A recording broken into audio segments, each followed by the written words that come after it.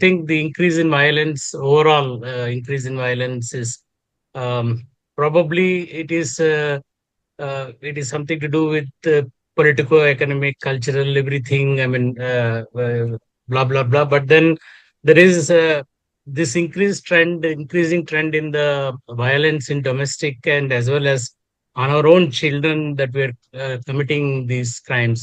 So this is something extraordinary situation. I think probably ఒక మన ఇంతకు ముందు ప్రాబబ్లీ ఇంత ఉండకపో హిస్టారికల్ డేటా లేకపోయినప్పటికీ బహుశా ఇంత ఉండొచ్చు. So I think this is a much larger problem than as you suggested. ఒక రెండు మూడు ఆర్గనైజేషన్స్ కో లేకపోతే ఇంటలెక్చువల్స్ కో లేకపోతే రీసెర్చ్ స్టాటిస్టిక్స్ డేటాకి సంబంధించినట్టు కాకుండా but put the fact so bluntly across the faces and then it's wonderful, madam, and thank you very much from the Essence Group side. నాకు ఒక్కటేమనిపిస్తుందంటే అంత క్రూయల్టీ, అంత అబ్యూస్ చూసి వీళ్ళు ఇంత ప్రశాంతంగా ఎలా పనిచేస్తున్నారు మేడం వాళ్ళు. అప్పుడప్పుడు నాకు ఐఎమ్ సర్ప్రైజ్డ్ అనమాట. వీళ్ళు ఇంత బ్యాలెన్స్డ్గా ఎలా పని చేయగలుగుతున్నారు. కాసేపటికే మనకి ఏదో అయిపోతుంది అక్కడ. నేను చాలా చిన్న రోలే ప్లే చేస్తాను. I more A management person. కానీ మేము స్లమ్ నుంచి కొంచెం చదువుకొని సెకండ్ ఛాన్స్ కోసం ఎదురు చూస్తున్న married women, those who have gone through a bad phase in their own life, అలాంటి విమెన్ ని మేము ట్రైన్ చేస్తాం యాజ్ కౌన్సిలర్స్ గా. వాళ్ళు ఎంత బాగా హ్యాండిల్ చేస్తారంటే అండి, అసలు అద్భుతంగా హ్యాండిల్ చేస్తారు. ఏ సైకాలజిస్ట్, కౌన్సిలింగ్ సైకాలజిస్ట్ కి వాళ్ళు తీసిపోరండి. So we train those women in slums. ఎందుకు అంటే నా ఉద్దేశం ఏముంటాయంటే అండి, ఇది ఈ కౌన్సిలింగ్ అనేది అందరికీ అవసరం, అందుబాటులో ఉండాలి, అఫోర్డబుల్ గా ఉండాలి. అందరం మాట్లాడాలి. ఇప్పుడు మాట్లాడడానికి వినేవాళ్ళు లేరు. ఫ్యామిలీలో వినరు. భర్తకు టైం లేదు, భార్యకు టైం లేదు, పిల్లలకి టైం లేదు, ఎవరికి టైం లేదు. కానీ నువ్వు పంచుకోకపోతే ఏమవుతుంది, అది స్ట్రెస్సెస్ అయిపోయి it lead to mental health challenges. Mental illness చాలా ఇంకా హై రేట్ లో ఉందండి మెంటల్ ఇల్నెస్ అనేది. నేను ఇంకా దాని గురించి మాట్లాడట్లేదు, ఇప్పుడు ఈరోజు టాపిక్ అది కాదు కాబట్టి. కానీ అందుకని మేమేం చేస్తున్నాం అంటే, Bharati, you know some of it, but we have large team of community counselors. They run actually counseling centers. వాళ్ళు చేస్తారు ఈ కౌన్సిలింగ్, షెల్టర్ హోమ్స్ లో కౌన్సిలింగ్, ఇవన్నీ కూడా నా లాంటి వాళ్ళు గైడ్ చేస్తారు. అంతే, గైడ్ చేస్తారు. వాళ్ళకి సరిగ్గా ఫండ్స్ అందుతున్నాయా, వాళ్ళకి జీతాలు, అట్లాంటివన్నీ మేనేజ్ చేస్తాం. వి డెవలప్ స్ట్రాటజీస్ డెఫినెట్లీ ఎలా చేయాలి ఏంటి అనేది. బట్ ఓపిక కూర్చొని ఇద్దరితో మాట్లాడే ఒక స్ట్రెస్ గురైన మహిళ, బాధలో ఉన్నామా, హస్బెండ్ రెస్పాండ్ కాకపోతే రోజుకి 10 సార్లు కౌన్సిలర్తో మాట్లాడాలి, ఫోన్ చేస్తుంది 10 times. అట్లా ఎంతమంది క్లయింట్స్ ఉంటారో ఆమెకి, ఓపిక అందరికి జవాబు చెప్తుంది. సో యా, ఈ థ్యాంక్స్ అంతా కూడా మా టీంకి వెళ్ళాలి. ఇన్స్టిట్యూట్ ఆఫ్ మెంటల్ హెల్త్ ఉందండి, ఎర్రగడ్డ హాస్పిటల్ అంటాం మనము, రీసెర్చ్ సెంటర్ ఆల్సో. అక్కడ క్లోజ్డ్ వార్డ్ లో women men both closed wards లో మేము హాఫ్ వే హోమ్ రన్ చేస్తామండి. We call it as rehab home. వాళ్ళకి కోర్టు నుంచి రిసెప్షన్, వాళ్ళ ట్రీట్మెంట్ అయిపోయినాక, రికవర్ అయినాక కోర్టు నుంచి రిసెప్షన్ ఆర్డర్స్ వచ్చే వరకు మధ్యలో sometimes it may take 1 month to 1 year also. And there are instances where women and men, usually women stay for years together inside Erragata closed ward lo. So alanti vallaki mem rehab center run chesi through our case workers we try to quickly identify the families, convince the families. If the families are not coming forward, institutions like Sayodhya, there are other organizations who are willing to accept recovered patients and MI patients ni, so treated patients ni. So వాళ్ళతో మేము we try to send them to a proper place and homes కి పంపిస్తాము. And we also rescue people from street. Mental health patients ఎక్కడ మీకు కనిపించిన MI people, you can call us in Hyderabad. We rescue them. We have a team, task force to rescue them. And we go through the complete process of filing FIR, temporary certification, and then reception orders, then admission in it. It takes 3 to 4 days, and our team is trained in, equipped to do that. 1 year low, we have rescued 33 people. This sanctification of domestic violence, for example, మీరు చెప్పింది కొడతాడు, క్రమశిక్షణలో భాగంగా discipline లో భాగంగా కొడతాడు, లేకపోతే order చేయడానికి కొడతాడు అనే ఈ సాంక్టిఫికేషన్ అనేది ఉమెన్, ఐ సా దట్, అంటే I observe that this has no boundary. అంటే ఎన్ని ఎకనమిక్ క్లాసెస్ లో most probably most developed, most forward people, and forward in the sense of having riches and education, everything, and there is this kind of acceptance for this kind of violence. Do you think that there is any specific, and anybody has pointed out why there is this kind of, why like women accept in general the violence made on them? And I think the same thing is that పిల్లల మీద కూడా చేసే violence కి అలాంటి acceptability రావడం వల్ల this became wide spread అవ్వడానికి main reason గా కనిపిస్తుంది madam. Is there anybody studied why this happened across classes, castes, cultures, religions? So it's like general universal truth లాగా అయిపోయింది. దీనికి is there any particular reason అని ఎవరైనా చెప్పింది అని? ఒకటి అండి, అంటే there are studies, they try to correlate. అయితే అక్రాస్ ద రిలీజియన్స్ శాంక్టిటీ ఉందండి, రిలీజియస్ శాంక్టిటీ ఉంది, మతంలో చెప్తుందనే చెప్తున్నారు. సో రిలీజియస్ శాంక్టిటీ ఉంది కాబట్టి women also strongly believe, yes, he is the provider. One religion says he's God, he's after God, he's your God అని. భర్తనే నీకు దేవుడి తర్వాత నీకు దేవుడు లాంటి వాడు. మరి ఇంత పెద్ద మాట చెప్పినప్పుడు అది మైండ్ లో ఉంటది కదండి. ఇంకోటి అండి, వీళ్ళంతా పెళ్లిళ్ళు అయ్యేది కూడా పెళ్ళే పరమావధి లాగా ఉంటది మహిళకి. పెళ్లి చేసుకోవాలి ఫస్ట్. అండ్ ఇంకొకటి కూడా రిలేషన్, రీసెంట్ స్టడీ, ఒకటి వెరీ ఇంపార్టెంట్ స్టడీ బయటకు వచ్చిందండి ఆన్ అన్పెయిడ్ వర్క్ మీద. నేను వీలైతే మీకు షేర్ చేస్తాను, బట్ ఇట్స్ పెయిడ్ గేట్వేలో ఉంది ఆ ఆర్టికల్. సో వాళ్ళు క్లియర్ గా ఏం చెప్తున్నారంటే అండి, more the education, more you are affluent, and more higher the jobs you are doing, higher the literacy, more unpaid work you are doing. యాక్చువల్గా negative ఉండాలి relationship, but positive ఉంది. అంటే more into, ఇంకా నువ్వు రిచువల్స్ పాటించాలి, ఇంకా నువ్వే చేయాలి. You have to, you are into the guilt trip, you have to do more to satisfy the family. For thousands of years you preach something, so it becomes a kind of, etched into the brains of populations. I think, yeah, true. Yeah. Unpaid labor is related, is also directly proportional to your fertility. And they're busy in jobs, they're busy in making money, so their fertility levels are low. In Japan, Tokyo lo cows, holy cows అనేది పిలుస్తారు madam.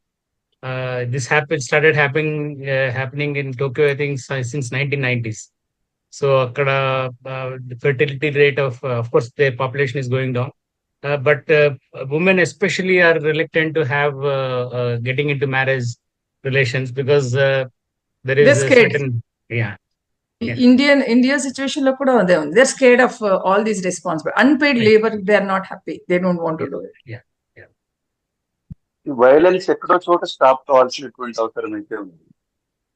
దీనికి violence stop అయ్యేటువంటి క్రమంలో మీరు ఇచ్చినటువంటి ఒక సందర్భంలో మీరేమన్నారంటే, ఎక్కడైతే పాజిటివ్ యాటిట్యూడ్ ఉందో, ఒక పాజిటివ్ కల్చర్ ఉందో ఇంట్లో, అలాంటి సందర్భాలలో మాత్రమే దీన్ని ఈజీగా మనం ట్యాకిల్ చేయగలుగుతున్నాము అని అనేటువంటి ఒక మంచి మాట చెప్తుంది. అయితే ఇది అంటే మీరు బాధితులు వచ్చిన తర్వాత లేదా వాళ్ళతో కౌన్సిలింగ్ ఇవ్వడము, వాళ్ళను మళ్ళీ సైడ్కి కుదిర్చేటువంటి ప్రయత్నం చేయడం వెల్ అండ్ గుడ్. అయితే నేనేమంటానంటే, prevention is better than cure అన్నట్టు, ఇప్పుడు కేరళ ప్రభుత్వంలో ఎలాగైతే పుస్తకాలలోని స్కూల్ లెవెల్ నుండి తల్లి పనులను లేదా ఒక స్త్రీ పనులను గౌరవించడం అనేటువంటిది, ఇంటికి సంబంధించిన పనులను గౌరవించడం అనేటువంటిది, భార్యను గౌరవించడం అనేటువంటిది ఒక పుస్తకంలో పాఠ్యాంశంలో భాగంగా తీసుకొచ్చింది అనేటువంటిది ఇప్పుడు దేశవ్యాప్తంగా ఒక చర్చ అయినటువంటి అంశం. So it's a good act also. అయితే నా ప్రశ్న ఏంటంటే, మనం మొదలు పెట్టాల్సినటువంటిది కాలేజీ విద్యార్థులతో, రెండవది ముఖ్యంగా ప్రభావితం చేసేటువంటి వ్యవస్థ ఏదైతే ఉందో ఎడ్యుకేషన్, టీచర్స్ ఎవరైతే ఉన్నారో, టీచర్స్ తో మాట్లాడడం అనేటువంటిది చాలా అవసరం. ముందర ఇక్కడి నుండి స్కూల్ నుండే నేర్పించుకోవడం అనేటువంటిది మొదలైంది అని అంటే మనము స్పాన్ ఆఫ్ 10 or 15 years మనము కొంతలో కొంత మనం ప్రోగ్రెస్ తీసుకోవడానికి అవకాశం ఉంటుంది. సార్ మన దగ్గర కూడా కేరళలో లాగానే జెండర్ మీద ఒక పాఠ్యాంశాన్ని పెట్టారు సార్. ఒక బుక్కే తయారు చేశారు. ఇప్పుడు వస్తున్న టెక్స్ట్ బుక్స్ లో అన్ని కూడా వర్క్ షేరింగ్ మీద వస్తుంది. ఇంతకుముందు అమ్మ కమ్మగా అన్నం వండింది అని వచ్చేది, ఇప్పుడు అట్లా రావట్లేదు. బొమ్మలు కూడా ఫ్యామిలీ చూపించేటప్పుడు, ఎందుకంటే first second class third class లో ఉండేది, థర్డ్ ఫోర్త్ ఫిఫ్త్ లో అంతా కూడా ఫ్యామిలీ మీద ఉంటుంది లెసన్. సో ఇప్పుడు ఫ్యామిలీ డెఫినేషన్ ఏ మారుతుంది and textbooks are also becoming sensitive అండి. ఇప్పుడు we cannot even now talk about only heteronormative families. There are other kinds of families also. ఇంతకుముందు మనకు తెలిసిండేది జాయింట్ ఫ్యామిలీ, న్యూక్లియర్ ఫ్యామిలీ ఇలా మాట్లాడేవాళ్ళం. ఇప్పుడు there are different families. So అవన్నీ కూడా అడ్రస్ చేస్తున్నారండి టెక్స్ట్ బుక్స్ లో. వస్తుంది కానీ అది టీచ్ చేసే టీచర్లకు సెన్సిటివిటీ ఉండాలి కదండి. టెక్స్ట్ బుక్ ఉంది, బాగానే ఉంది. నిజంగా చూస్తే టెక్స్ట్ బుక్ చాలా, నేను రీసెంట్ గానే third fourth fifth text books environmental science చదివా నేను, టీచర్స్ కి ట్రైన్ చేద్దామని. అప్పుడు చూస్తే టీచర్స్ లో సెన్సిటివిటీస్ లేదు. మనము ఐ థింక్ అది కూడా ఫోకస్ చేయాలేమో అనేది. ట్రాన్సాక్ట్ చేసే టీచర్ కి ఉండాలి, ఆ స్పృహ ఉండాలి. చిన్నపిల్లల నుంచి స్టార్ట్ చేయాలి. హైదరాబాద్ లో అయితే very early on 9th 10th నుంచే ఫ్రెండ్షిప్స్ ఉన్నాయి, లవ్ అఫేర్స్ ఉన్నాయి, and they are all violent, abusive relations ఉన్నాయి, అండ్ దట్ ఈస్ నార్మలైజ్డ్. ప్రేమలు కూడా ఎంత నార్మలైజ్ అయిందంటే వాడు కొడతాడు. అవును, ఎవరితోనో మాట్లాడుతున్నావు అని, లేకపోతే నువ్వు వాట్సాప్ లో ఎవరికో చాట్ పంపించావు, లేకపోతే నువ్వు ఎవరికో లైక్ కొట్టావని కొడతాడు వాడు. ఎస్, వాడికి ఎంత వయసు? వాడు 10వ క్లాస్ ఉంటాడు, వాడు ఇంటర్ ఉంటాడు. వాడు కొడితే ఓకే అంటే ఈ అమ్మాయికి ఏం చెప్పాలి, ఎలా సెన్సిటైజ్ చేయాలో నాకు కూడా తెలియదు. ఐఎమ్ లాస్ట్ ఇట్లాంటి విన్నప్పుడు. Madam, I think it's primary education only madam. What you said is correct. Because మీరు చెప్పిన టెక్స్ట్ బుక్ లో చిన్నప్పుడు ఫోటో ఉంది చూడండి, అమ్మ వండుతుంటుంది, నాన్న ఇలా బాల కుర్చీలో కూర్చొని ఉంటాడు. This image etching is done. And ఇప్పుడు అన్ఫార్చునేట్లీ నౌ పాఠ్యాంశాలు కూడా మతీకరణం చెందుతున్నాయి ఇండియాలో, unfortunately. So it will be in fact with this regime, the domestic violence must have increased many folds. And in the sense that the increase in the religiosity in India must have led to the increase in the domestic violence by many folds. And this is how do the family cope when women come to Sayodhya, living family, who does her work, how it's shared by other family members, and does it change their attitudes? Is the absence able to sensitize much more than any counseling? This is what his question is. Yeah, correct point. ఇబ్బంది కలిగించిన families అయితే మటుకు పంపించండి అని అడుగుతారు. మమ్మల్ని ఒత్తిడి చేస్తే సందర్భాలు ఉన్నాయి, పంపించేసండి త్వరగా అమ్మాయిని, మేము బాగా చూసుకుంటాం, మేము రాసిస్తాం అని కూడా అంటారు. మళ్ళీ అదే వాళ్ళకి అక్కడ కావాల్సిండేది భార్య కాదు, ఒక పని మనిషి. సో అబ్సెన్స్ ఫీల్ అవుతున్నారు కానీ సెన్సిటైజేషన్ అయితే ఏమీ జరగట్లేదు. పాజిటివిటీ ఉన్న చోట హింస తక్కువగా ఉంది, దాన్ని పాజిటివిటీ పెంచడం ద్వారా హింసను ఆపగలము అని చెప్పారు మేడం. అది బాగుంది. బట్ చాలా కుటుంబాల్లో పేదరికం ఉందని చెప్తున్నారు, మూఢత్వం ఉందని చెప్తున్నారు, లేదా ఇట్లా స్త్రీలు ఒకే రకమైన ఈ నమ్మకాలు లేదా వీటిల్లో ఉన్నాయని చెప్తున్నారు. ఇవన్నీ మారకుండా, వీళ్ళెవరూ మారకుండా పేదరికాన్ని తగ్గించడానికి ప్రభుత్వాల నుంచి పెద్దగా ఉండదు, వాళ్ళు ప్రయత్నాలు చేయరు. మగవాళ్ళ మూర్ఖత్వం అట్లే ఉంటుంది. ఈ ఆడవాళ్ళు అంటే భరించటము అనేది మా కర్మ అనుకోవటము ఇవన్నీ ఇట్లాగే ఉండంగా, వీళ్ళని చూస్తూ ఈ పిల్లలు ఇలాగే పెరుగుతూ ఉండంగా, ఈ సమస్య పాజిటివిటీని ఎలా పెంచగలం, ఆ పిల్లల్ని ఎలా మార్చగలం, ఎలా మార్చే ప్రయత్నం చేయాలి, ఇది నాకు అర్థం కాని ప్రశ్న మేడం. మీరు ఏమైనా ఎక్స్ప్లెయిన్ చేయగలుగుతారా? ఇది మేడం, ఇది ఒక పెద్ద కానంట్రం. నిజంగా ఇది ఎవరికి అర్థం కాని ప్రశ్న అనేది. ఇదేంటిది, ఒక పక్కన మహిళ బర్డన్ ఫీల్ అవుతుంది, పని బర్డను, కానీ మళ్ళీ భర్త కొట్టడం ఓకే అంటుంది, మళ్ళీ కొట్టకూడదు అంటుంది. ఇది ఏంది ఇది అనేది పెద్ద చిక్కు ముడే ఇది ప్రశ్న ఇది. అయితే కొన్ని నేనేమంటున్నా అంటే పిల్లల్లో నుంచి చాలా చిన్నప్పటి నుంచి కూడా మనం హింసకి ప్రతిహింస కాకుండా లీడర్స్ కూడా మనం పాజిటివ్ గా రెస్పాన్స్ ఇవ్వడము, అలాంటి మెసేజెస్ రావాలి. ఇప్పుడు చూడండి, కొన్ని రిలీజియస్ ఆర్గనైజేషన్స్ కొన్ని విలేజెస్ లో కంప్లీట్ గా మద్యపానాన్ని నిషేధించగలిగినాయి.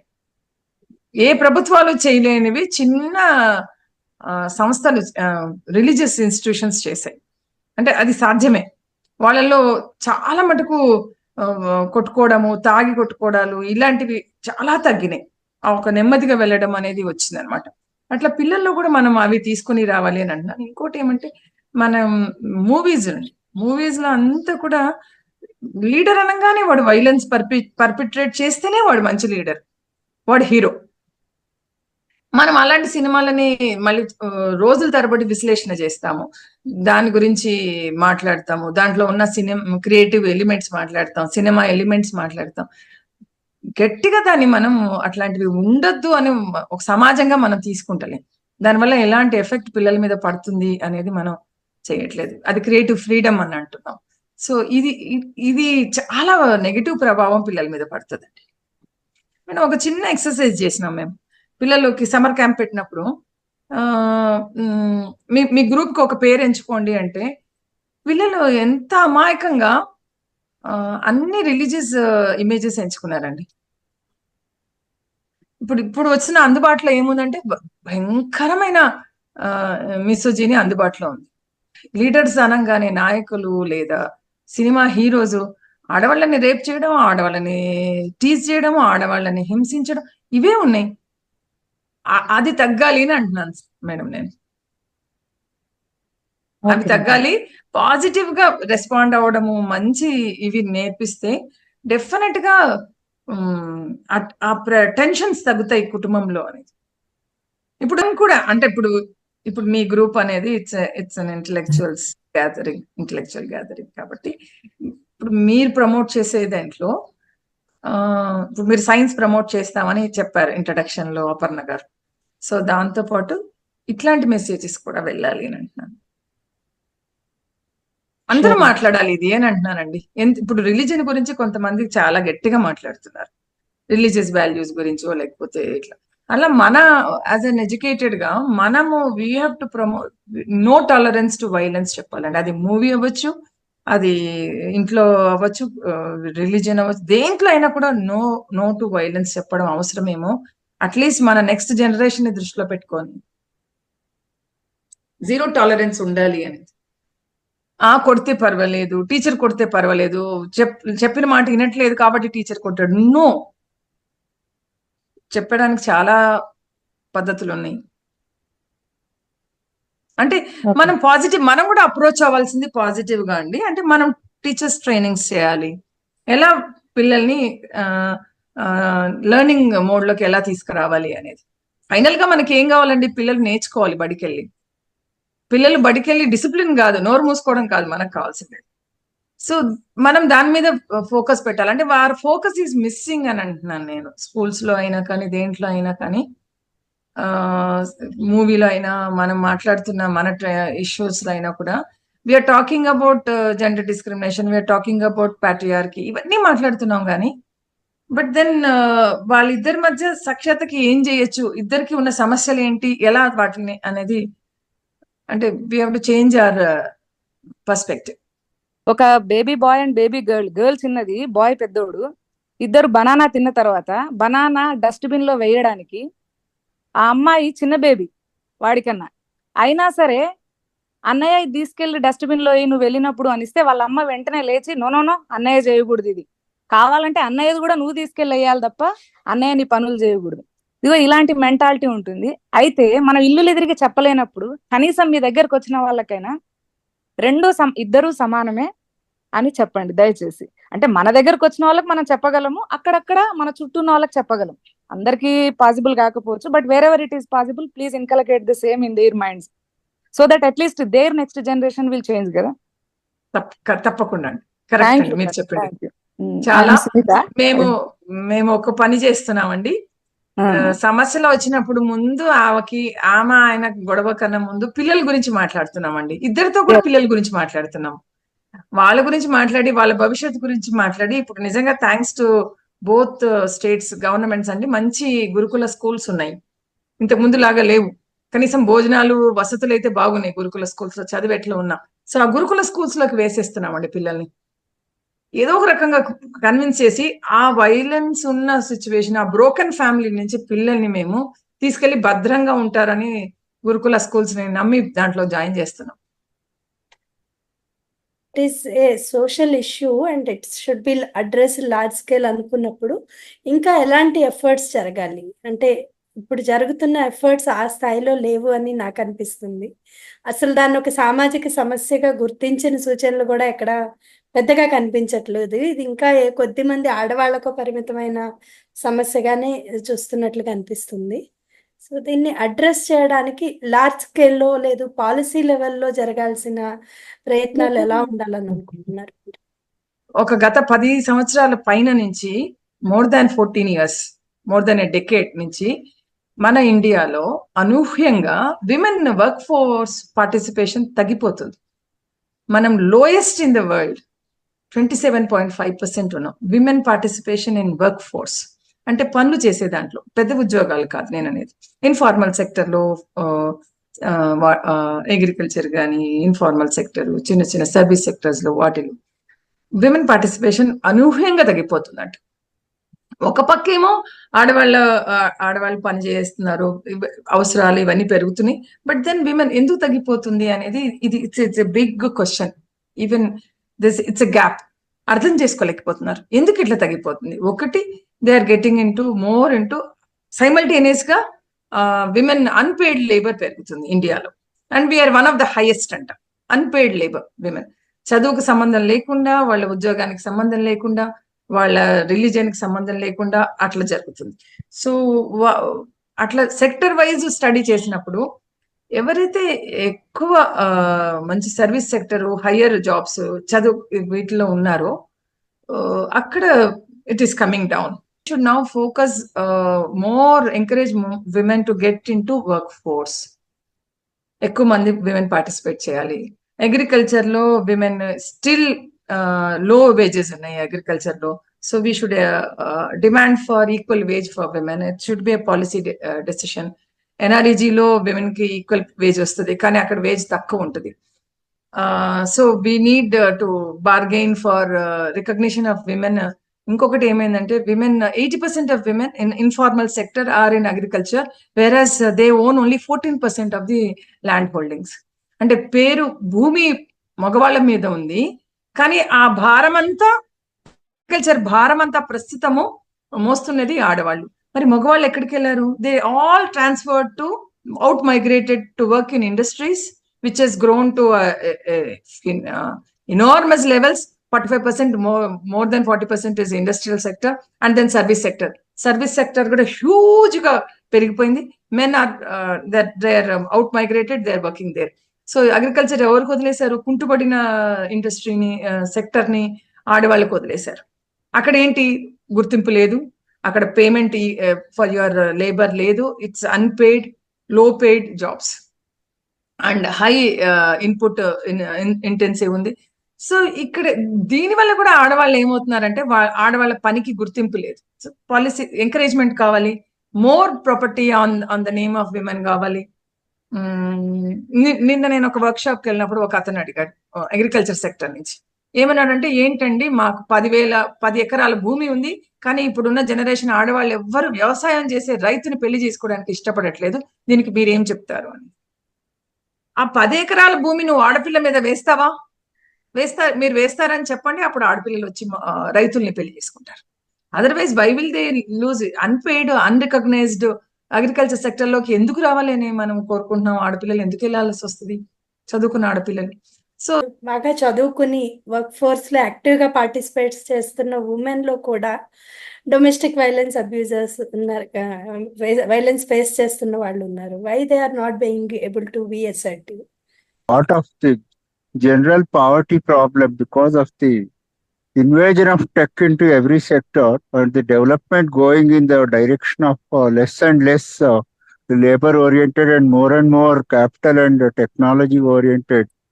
The hope for getting more jobs for either for men or for women for a large country like India is not very great in the foreseeable 1 or 2 years or even 3-5 years future. So do you agree with me, or is it a separate issue which can be solved without solving the poverty? Can we just solve only the abuse part? It was proved that the best contraceptive is not medical, but it is development and education. So the same thing holds good here also. But unfortunately, the more income generating prospects for women are less in the foreseeable future, because for men itself the things are dwindling with the introduction of artificial intelligence, machine learning and all this. Even a large sector of IT people are going to lose their jobs, and the predictions are very bad for even for men also. So in such a scenario, how do you see this large women force getting into labor sector? And ultimately it was proved that the best contraceptive is not medical, but it is development and education.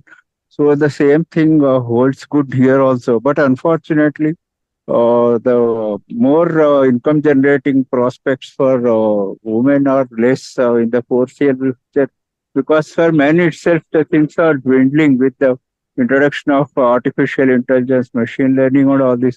Even a large sector of IT people are going to lose their jobs, and the predictions are very bad for even for men also. So in such a scenario, how do you see this large women force getting into labor sector? yeah, poverty is one of the main reasons for violence, perpetrators ki violence ki kuda, because it creates stress in the person, it creates mental agony, and it translates on the he will translate it on to the less powerful gender, and that's women. So అలా indirect గా as it is reason. కానీ poverty కూడా అందరికీ సమానంగా లేదు sir. ఫ్యామిలీలో భర్తకున్న poverty is different from the poverty experienced by the female member, the wife, and the poverty experienced by the children. So ఇక్కడ డిఫరెన్షియల్ ఇది ఉంది, ఎక్స్పీరియన్స్ ఉంది పావర్టీ. అది కూడా అడ్రస్ చేయాలి. ఇప్పుడు whose poverty we are talking about అనేది.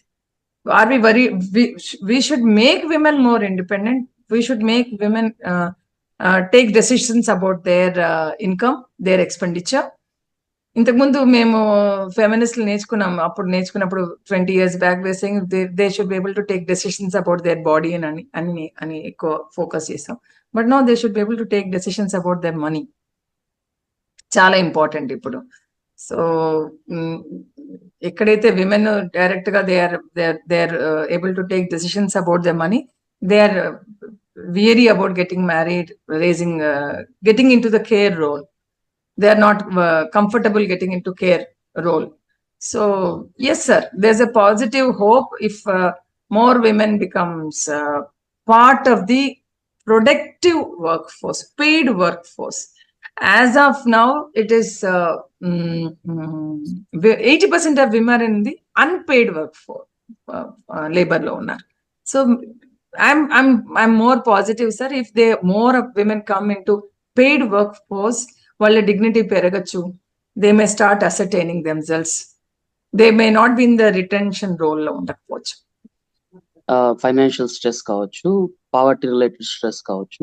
రెండోది that person himself is a child abused అయి ఉన్న పర్సన్ అయి ఉండడం వల్ల there is more tendency towards violence అనేది I think we cannot justify in that way అని నా ఫీలింగ్. ఎందుకంటే అవి లేని వాళ్ళు కూడా ఉమెన్ మీద వైలెన్స్ చేస్తున్నారు.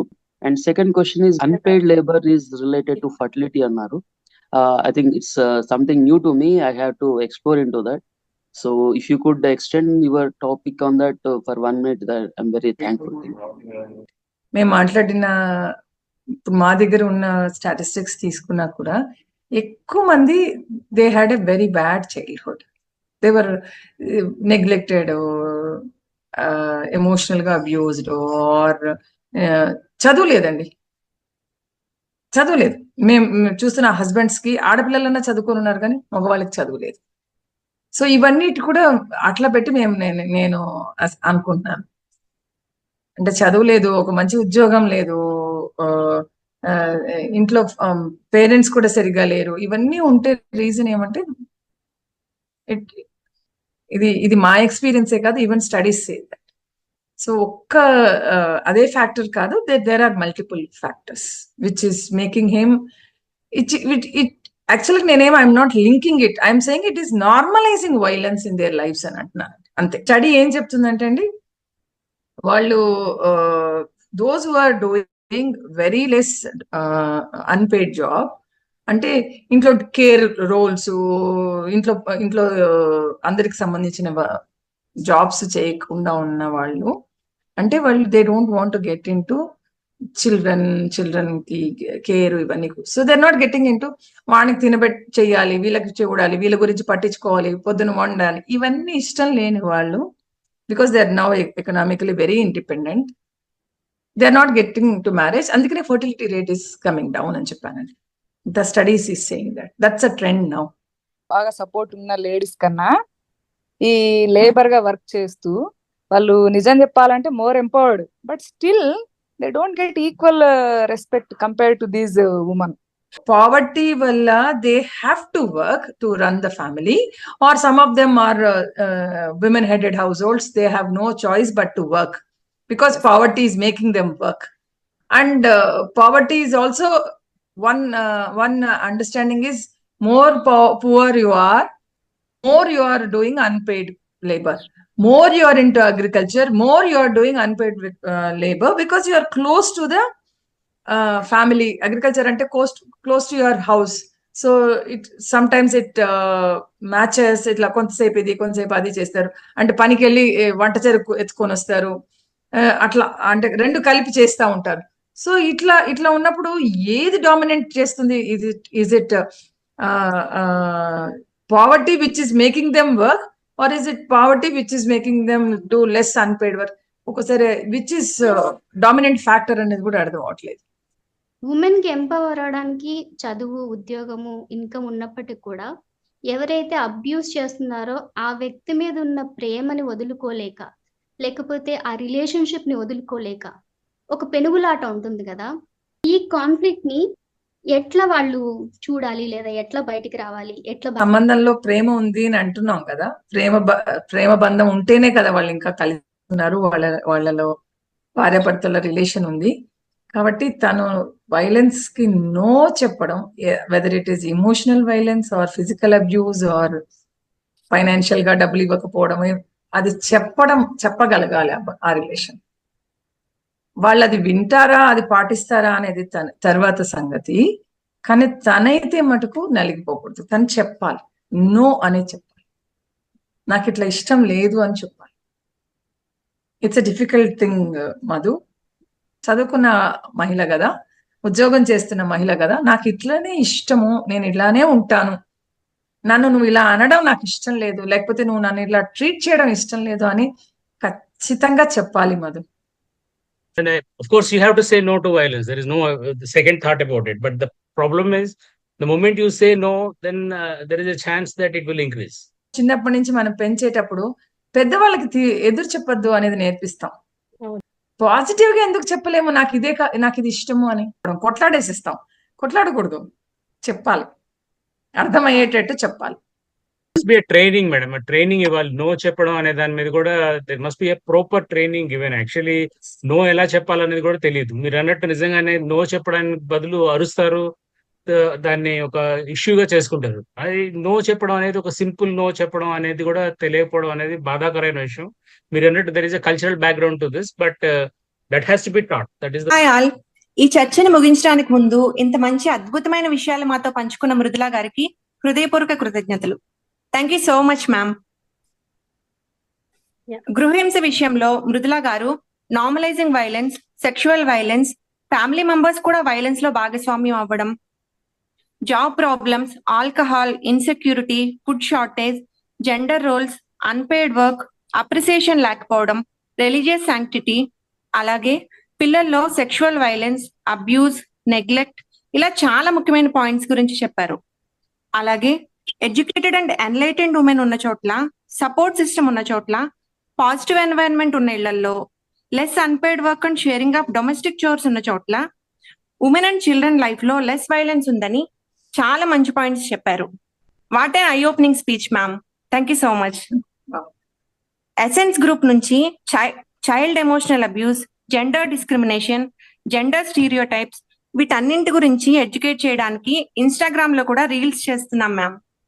మీకు వీలుంటే ఒకసారి అవి చూడాలని కోరుకుంటున్నాను. అలాగే మా గ్రూప్ లో స్త్రీల సమస్యలపై కంటిన్యూ అవుతున్న చర్చలకు మీరు పంచిన జ్ఞానం ఎంతగానో తోడ్పడింది. ఒక రకంగా మా చర్చలను మరింత లోతుకు తీసుకొని పోయింది. మీ ఓపిక, మీ తపన మాకు ఇన్స్పిరేషన్ అందిస్తున్నాయి. మీరు మా గ్రూప్ మీటింగ్ కి మరోసారి ఎప్పుడైనా వీలు చూసుకుని రావాలి మ్యామ్. ఆ విధంగానైనా మాకు మీతో బంధం కొనసాగాలని కోరుకుంటున్నాం. Thank you so much ma'am. ఇంత మంచి ప్రోగ్రామ్ ఆర్గనైజ్ చేసినందుకు, మృదులా మ్యామ్ ని మాకు పరిచయం చేసినందుకు భారతి గారికి కృతజ్ఞతలు. Thank you Bharati ma'am. చర్చలో పాల్గొని మంచి మంచి ప్రశ్నలను అడుగుతూ అవగాహనను మరింత పెంచే దిశగా తోడ్పడిన సభ్యులందరికీ కృతజ్ఞతలు. చర్చకు హాజరైన వారందరికీ ఎసెన్స్ గ్రూప్ తరపున హృదయపూర్వక కృతజ్ఞతలు. Thank you all.